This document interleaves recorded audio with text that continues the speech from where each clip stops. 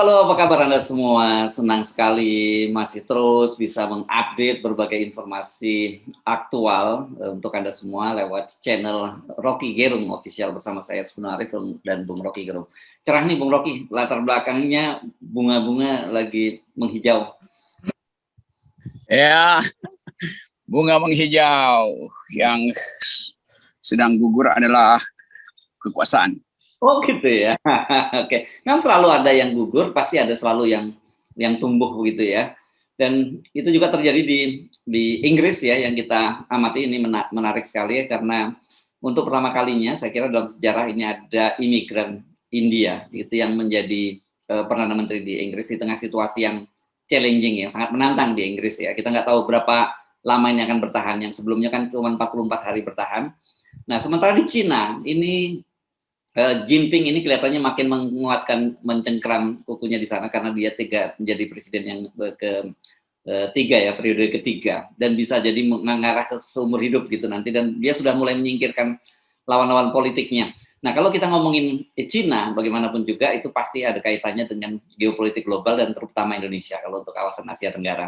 Sementara untuk Inggris itu juga jangan lupa bagian dari AUKUS ya, AUKUS antara Amerika, di Inggris dan Australia yang juga pasti juga memperhatikan Indonesia. Mari kita bicarakan ini dari dampak globalnya, Bung Rocky.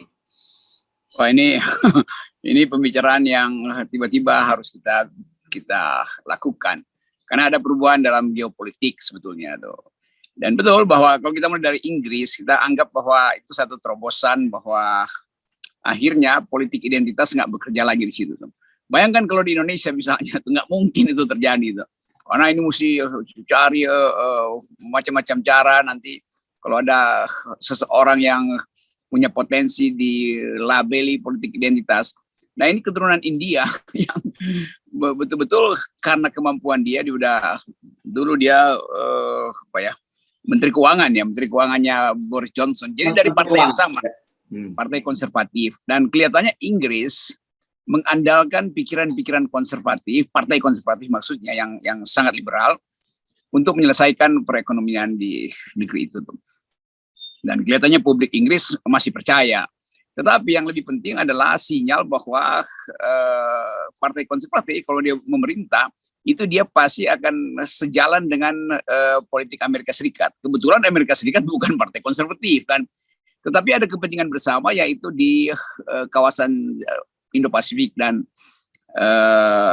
Australia justru karena kita tahu Amerika lagi bikin konsolidasi untuk memastikan bahwa Cina tidak boleh terlibat di Ukraina melalui proksi Rusia tuh. Jadi kelihatannya Perdana Menteri Inggris ini akan ada di dalam jaringan baru politik di Asia dan Indo-Pasifik yaitu untuk mengkonten Cina tuh. Karena tradisi partai konservatif selalu akan hati-hati atau bahkan bersifat reaktif terhadap Cina tuh. Kalau partai buruh mungkin sedikit lebih demokrat atau lebih luas, lebih moderat. Kalau partai konservatif di Inggris pasti dalam upaya untuk membentengi ekspansi ekonomi Cina terutama. Walaupun Cina sekarang lagi melarat karena ekonominya nggak tumbuh. Tapi itu soal penting buat kita pelajari. Ada sebut aja realignment di Eropa untuk memastikan bahwa Cina nggak boleh masuk di dalam persaingan dengan Eropa, terutama karena krisis di Ukraina. Itu satu poin. Yang kedua yang lebih menarik tentu adalah perubahan di Cina itu yang akhirnya dipastikan bahwa Xi Jinping kembali memimpin Cina itu. Kendati kita baca banyak protes di masyarakat Cina bahwa Xi Jinping selama ini tidak memperlihatkan proses pembaruan demokratis. Jadi kalau periode ketiga itu pasti nggak ada beban lagi pada Xi Jinping untuk melakukan politik yang makin otoriter. Kan dalam sejarah Cina nih Xi Jinping ini adalah orang yang menanamkan ideologinya sendiri itu. Yang disebut Jinping, Xi Jinping thought, pikiran-pikiran Xi Jinping yang dianggap sebagai sukses setelah Mao, lalu ada Deng Xiaoping. Sekarang Xi Jinping dianggap sebagai semacam dewa karena itu Cina harus diajari pikiran Xi Jinping. Itu yang ada di kurikulum universitas sekarang yang diprotes sebetulnya. Jadi sebetulnya kalau kita lihat tadi apa impactnya bagi Indonesia, pasti Xi Jinping akan meneruskan aktivitas keboi-keboyan di Cina Selatan, di Indo-Pasifik tuh. Karena memang nggak mungkin Xi Jinping berubah menjadi lebih moderat. Justru dia ingin dapat kekuasaan tambahan supaya dia bisa pastikan bahwa Cina akan jadi setara dengan Amerika, senior superpower. Kalau sekarang dia masih junior superpower.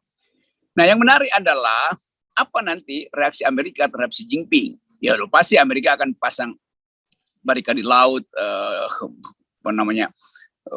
segala macam kemampuan militer Amerika akan dikerahkan ke Indo-Pasifik dan Cina Selatan atau Asia umumnya tuh. Sekarang bagi Indonesia kira-kira mau ngapain gitu? Kan Amerika tetap akan tekan Indonesia untuk jadi proksi dia menghalangi ekspansi Cina tuh.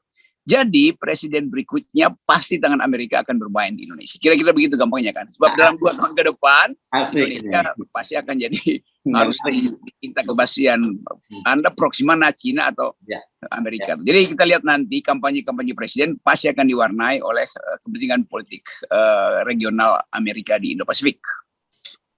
Ya. Oke, sebelum kita masuk ke Indonesia kita terusin sedikit ya supaya ininya nyambung analisisnya ya kan. Walaupun tidak liberal, ini kan partai Demokrat itu justru dalam geopolitik global itu sangat selama ini beda sekali dengan Republik. Kalau Republik di masa Trump misalnya kan American first gitu ya, lebih pada mementingkan kepentingan dalam negeri. Tapi kalau partai Demokrat ini persoalan HAM, persoalan apa itu akan menjadi soal yang dia seriusin kan, ya. Dan itu jelas bertabrakan dengan Cina kan. Ya itu betul diingatkan Hersbeno bahwa Partai Republik selalu dia melihat ke dalam kekuatan Amerika itu. Nah itu yang disebut tadi American First. Tetapi dalam politik luar negeri, apalagi kalau dipimpin oleh Demokrat, itu tema HAM itu jadi kuat sekali tuh. Karena ada doktrin sejak Perang Dunia Kedua bagi Amerika, siapapun yang melanggar HAM, siapapun yang mengkhianati kebebasan politik, siapapun yang berupaya untuk menganeksasi dengan kekerasan, itu artinya melanggar prinsip-prinsip Universal Human Rights Declaration yang Amerika pasti ada di belakangnya. Jadi Amerika nggak pernah peduli itu mau negara apapun, kalau tanda-tanda ekspansionis dia akan hajar. Amerika sendiri ekspansionis, tapi dia nggak memperluas wilayah tuh. Nah, beda dengan Rusia pasti akan memperluas wilayah, Cina akan memperluas wilayah. Amerika tidak pernah memperluas wilayahnya, itu bedanya. Karena dia menganggap bahwa dia dapat mandat dari para pendirinya untuk mempertahankan wilayah bebas dimanapun. Jadi kalau dibilang Amerika akan intervensi pasti karena itu ada perintah sejarah bahwa tidak boleh ada negara yang menganeksasi negara lain atas dasar kekuasaan. Jadi itu pentingnya. Jadi betul bahwa kita akan lihat bahwa dalam politik luar negeri Cina terhadap Cina, Amerika akan sama dengan Inggris, yaitu kepentingannya sama, yaitu mencegah ekspansi teritorial dari Cina, terutama yang sedang terancam adalah Taiwan. Yes.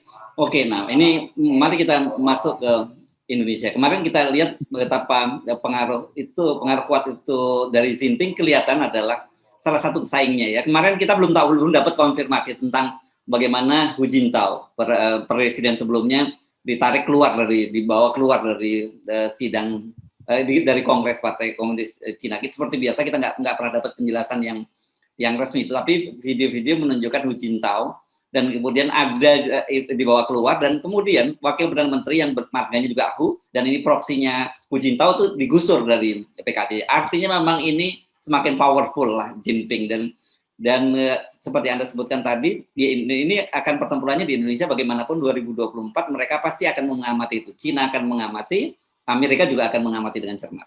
Ya, itu nasib kita tuh karena kita mau sebut negara besar iya, tapi kita nggak punya kemampuan sebagai superpower. Negara kita besar doang itu. Tapi dalam politik proksi itu lebih menentukan daripada besarnya negara tuh. Jadi kelihatannya memang all the president man itu Xi Jinping mau pastikan bahwa saya mau diingat sebagai pembentuk Cina yang superpower. Karena itu nggak boleh ada satupun elemen dalam pemerintahan saya yang masih mendua tuh. Jadi ekspansionisme atau watak ekspansionistis dari Xi Jinping akhirnya diperlihatkan dengan mencegah siapapun yang masuk ke situ tuh. Karena yang unik di dalam Cina itu kalau dia presiden sekaligus menguasai tentara merah itu kuat sekali kan. Nah ini baru jarang sebetulnya presiden itu sekaligus jadi komandan tentara merah. Nih Xi Jinping memastikan bahwa militer ada di bawah dia tuh. Jadi komandonya bisa lebih cepat, dan saya kira itu yang dari beberapa tahun lalu Xi Jinping melakukan perubahan habis-habisan di tubuh militer supaya dengan mudah dikendalikan oleh dia tuh. Faksi-faksi dibuat atas nama kepentingan nasional, tapi yang dia taruh adalah orang-orang dia. Kira-kira kalau di Indonesia itu panglima-panglima teritorial itu punya mandat langsung dari Xi Jinping. Jadi sebagai presiden dia dengan mudah menggerakkan kekuatan militer. Jadi di situ bertumpu ambisi Xi Jinping untuk jadi pemimpin dunia sekaligus ambisi ekspansionisnya. Dengan akibat demokrasi makin merosot di Cina. Ya, ya, ya. Dan pada saat bersamaan kan juga itu terjadi di Indonesia ya. Artinya sekarang ada kecenderungan kelihatan sekali bahwa Pak Jokowi, di bawah era Pak Jokowi itu kita bergerak lebih mendekat kepada Cina. Meskipun Pak Luhut mencoba membuat balancing ya dengan tetap menjalin hubungan baik dengan Amerika Serikat. Tapi ada tren yang sama itu antara Cina dengan Indonesia, yakni memburuknya iklim demokrasi. Ini ada satu penelitian terbaru yang ditulis oleh Profesor William Liddell dengan Saiful Mujani yang akan didiskusikan juga menyoroti bagaimana demokrasi Indonesia dalam di era Jokowi ini kan menurun. Iya, saya baca itu artikel ditulis oleh Saiful Mujani, kawan saya.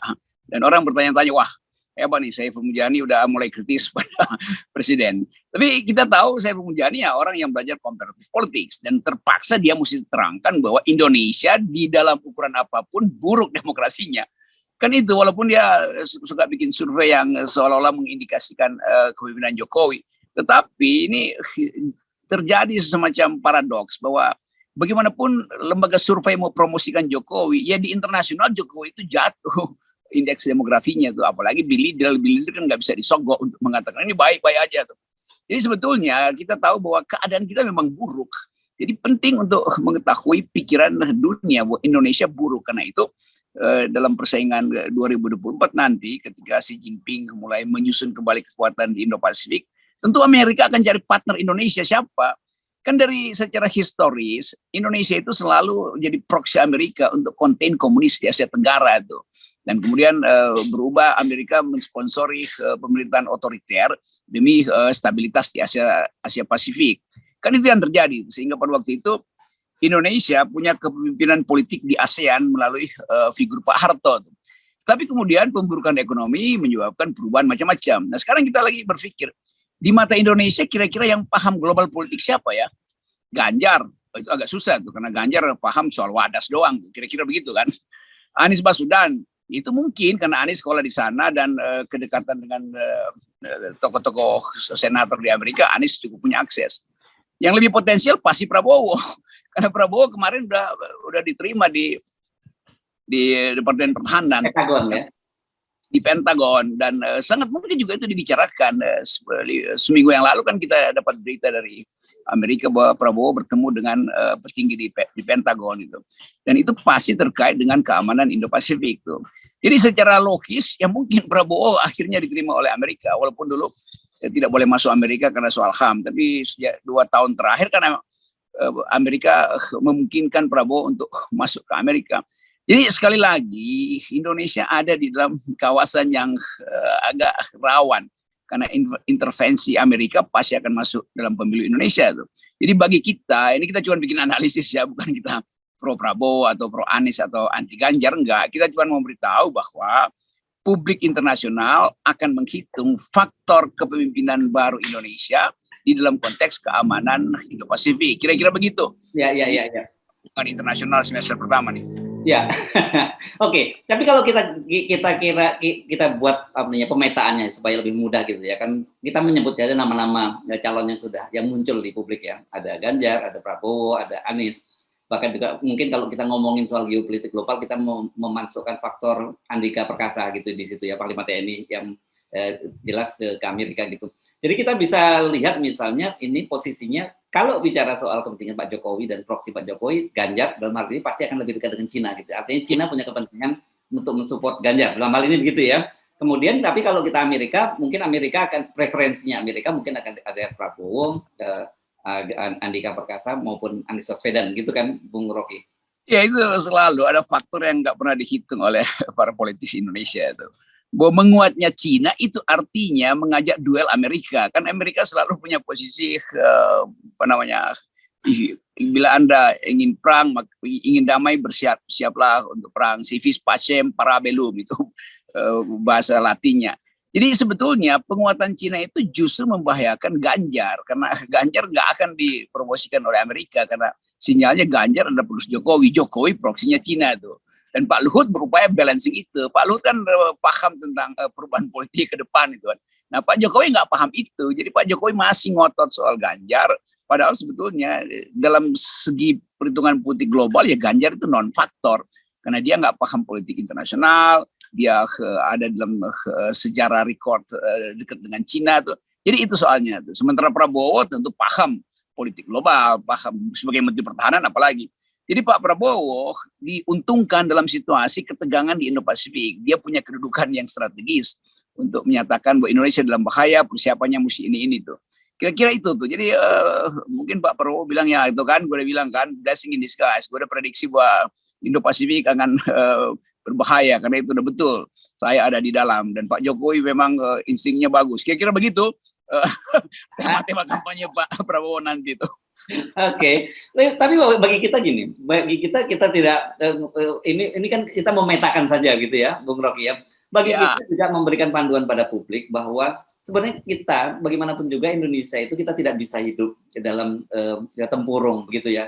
Geopolitik global itu sangat berpengaruh dan karena itu tentu saja kita harus memilih figur-figur pemimpin gitu yang memang paham geopolitik global, punya kecakapan dalam mengelola geopolitik global dan juga diterima oleh komunitas politik global gitu kan harusnya.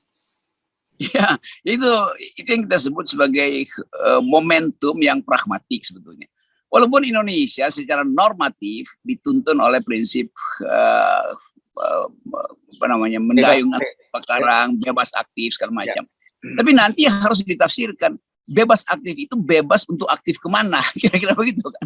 Bebas aktif bukan berarti yang sana oke, yang sini oke, yang sana enggak, sini enggak begitu. Karena ketegangan dunia itu sekarang imperatifnya adalah soal ekonomi itu. Dan kemiskinan di Eropa udah menjadi-jadi. Dan selalu orang anggap bahwa kalau terjadi krisis ekonomi dunia, maka cara penyelesaiannya adalah dengan perang. Itu yang udah jadi standar berpikir bahwa perang itu akan memulihkan semangat untuk membangun. Kira-kira begitu kan.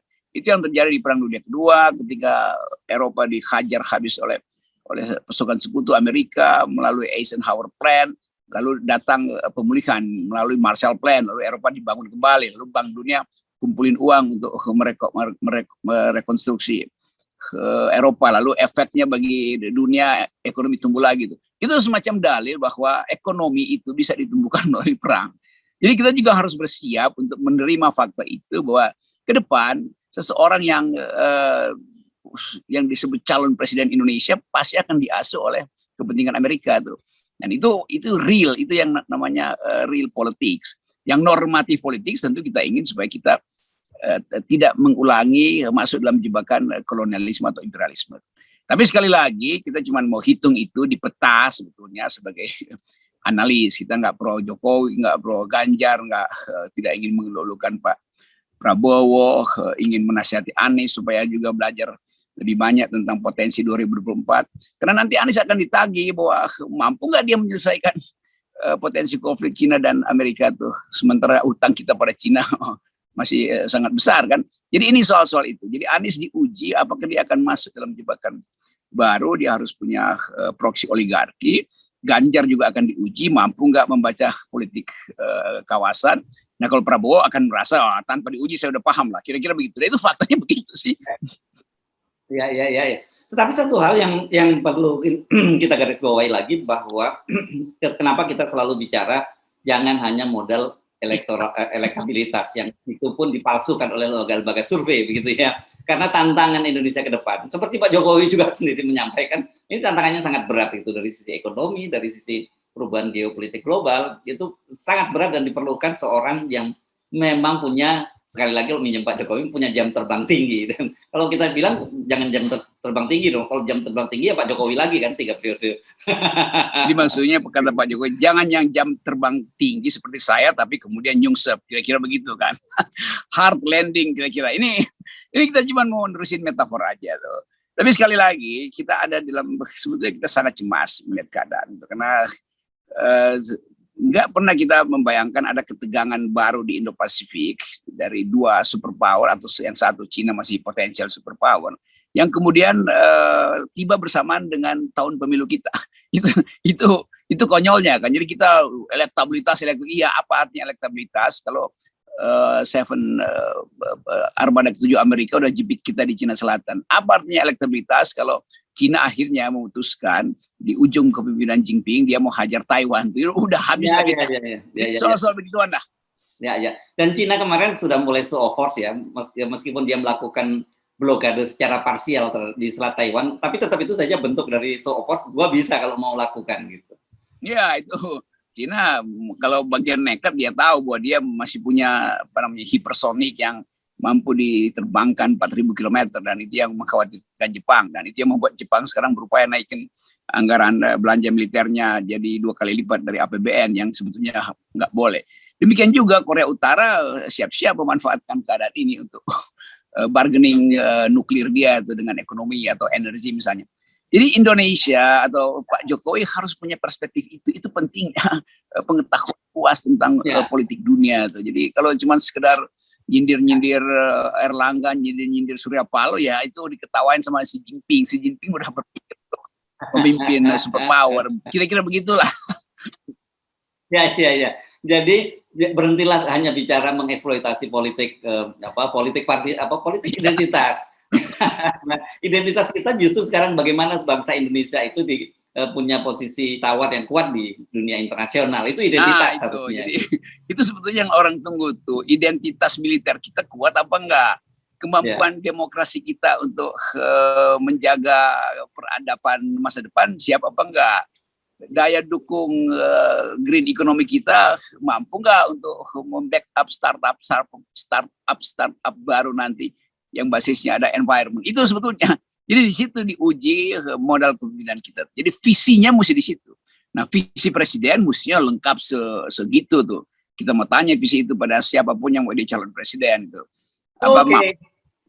Baik, Rocky, dan kita kawal semuanya itu tadi, etikabilitas, intelektualitas, kapabilitas, baru elektabilitas dengan 0%. Nah, ini identitas demokrasi nih 0%. Oke, thank you, Rocky.